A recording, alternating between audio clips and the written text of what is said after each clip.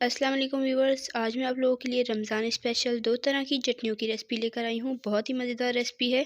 हर घर में बनाए जाने वाली और बहुत ही ज़्यादा इस्तेमाल होने वाली चटनियाँ हैं। आप इन्हें ज़रूर बनाइएगा और रमज़ान में एंजॉय कीजिएगा। रमज़ान में तो बहुत ही ज़्यादा इस्तेमाल होने वाली चटनियाँ हैं। तो चलिए देख लेते हैं इसके लिए हमें किन चीज़ों की ज़रूरत होगी।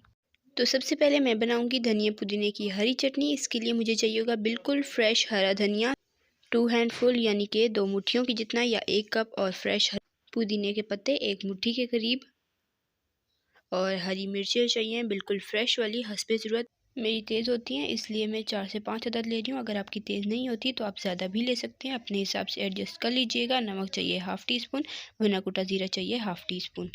तो चलिए अब तमाम चीज़ें ग्राइंड कर लेते हैं। एक ग्राइंडर जार में मैं सबसे पहले डालूँगी पुदीना,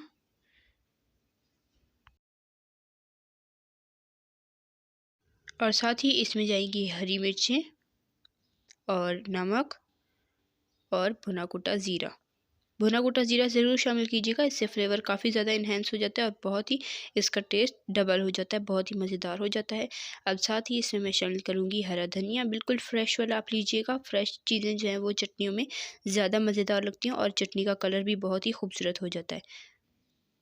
तो चले सारा हरा धनिया इसमें डल चुका है। अब इसमें मैं डालूँगी दही। दही मैंने 2 टेबल स्पून लिया है। इससे क्या होगा कि चटनी आसानी से पिस सकेगी, चटनी में हमें पानी डालने की ज़रूरत नहीं पड़ेगी। तो ये देखें चटनी पिस चुकी है। तो ये देखें मैंने इसमें सिर्फ दही डाला था, पानी बिल्कुल शामिल नहीं किया था। और आप देखें इसकी कंसिस्टेंसी, अगर आप पानी डालेंगे तो ये इस तरह से गाढ़ी नहीं रहेगी, बहुत ही पतली हो जाएगी और इसका कलर भी बिल्कुल फ्रेश नहीं रहेगा। तो यहाँ पर मैंने एक बाउल में 2 कप की जितना दही ले लिया है। और अब इसमें जो मैंने पेस्ट बनाया था हरा धनिया और पुदीना और मिर्चों का, ये पेस्ट इसमें सारे का सारा शामिल कर देंगे।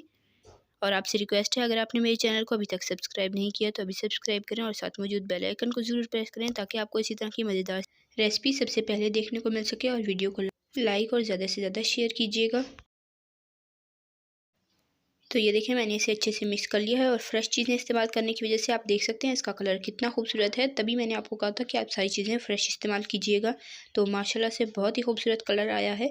अब इसमें डालेंगे लेमन जूस 2 टीस्पून। ये इसलिए डाला जाता है ताकि इसकी शेल्फ़ लाइफ बढ़ सके, जिसकी वजह से आप इसे 1 से 2 हफ़्ते के लिए फ्रिज में स्टोर करके रख सकते हैं। इससे ज़्यादा आप नहीं रख सकते, क्योंकि इसमें दही मौजूद होता है, जिसकी वजह से ये जल्द ख़राब हो जाती है। तो आप बस इसे 2 हफ़्ते के लिए ही स्टोर करके रख सकते हैं। आप इस चटनी को पराठा रोल, समोसा, चना चाट, बिरयानी, स्प्रिंग रोल, पकोड़े, तिक्का बोटी वगैरह के साथ एंजॉय कर सकते हैं। बहुत ही मज़ेदार और टेस्टी लगती है।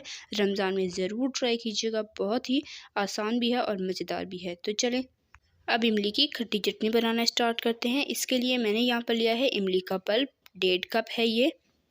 इमली को मैंने आधा घंटा पानी में भिगो कर रखा, उसके बाद मैंने इमली निचोड़ कर निकाल ली। तो ये हमारा पल्प रेडी हो गया है।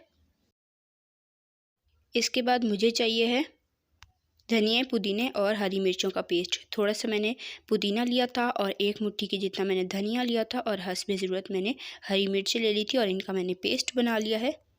तो ये हमें चाहिए है तकरीबन ये 3 टेबलस्पून होगा। इसके बाद मुझे चाहिए है भुना कुटा ज़ीरा हाफ़ टी स्पून। ये आप ज़रूर शामिल कीजिएगा, इससे बहुत ही ज़्यादा मज़ेदार फ्लेवर हो जाता है। और नमक चाहिए है हाफ़ टी स्पून।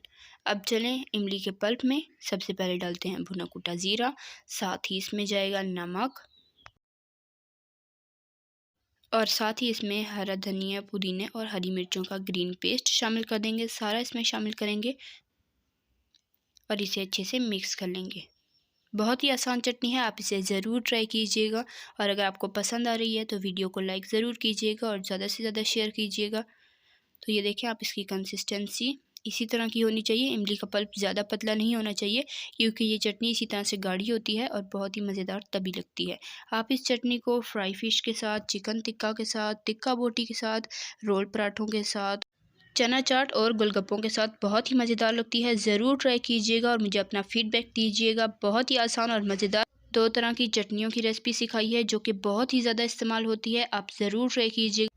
तो जल्द मिलेंगे नेक्स्ट वीडियो में, तब तक के लिए अल्लाह हाफ़िज़। अपना रखिएगा बहुत सारा ख्याल और दुआ में याद रखिएगा। अल्लाह हाफ़िज़।